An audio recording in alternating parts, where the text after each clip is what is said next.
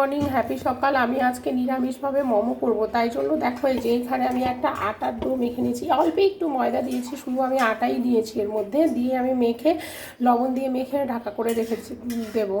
যেহেতু নিরামিষভাবে এখানে আমি রসুন দিইনি, আদা, টমেটো, তিল, বাদাম, লঙ্কা এগুলো সব কিছু দিয়ে একটা তোমার চাটনি ফ্রাই করে নিয়েছি। এটাকে মিক্সি গ্রাইন্ডারে গ্রাইন্ড করে নিচ্ছি।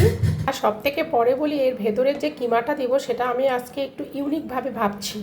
তো এখানে আছে ফুলকপি সেদ্ধ করে গ্রিট করা, পেঁপে গ্রিট করা, গাজর গ্রিট করা, আছে হচ্ছে পনির, এখানে মুগ ডাল আর গোলমরিচ ফ্রাই করে রোস্ট করা আছে, এখানে আছে বাদাম আর পেস্তা আর আমন্ড, এই তিনটা ফ্রাই করে রোস্ট করা আছে।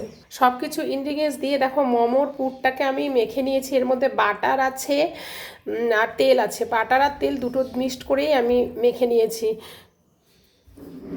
চাটনিটা দেখো বানিয়ে ফেলেছি, খুব সুন্দর টেস্ট হয়েছে গো, রসুন ছাড়াও খুব ভালো হয়েছে। আর এখানে লেচিগুলো আমি বানিয়ে ফেলাম, এখন আমি মোমো বানাতে শুরু করে দেবো। 2 ট্রে মোমো আমি সেদ্ধ করে নামিয়ে নিলাম, এই যে দেখো গামলার মধ্যে নামিয়ে নিয়েছি। আবার এখানে 1 ট্রে বসিয়ে দেবো।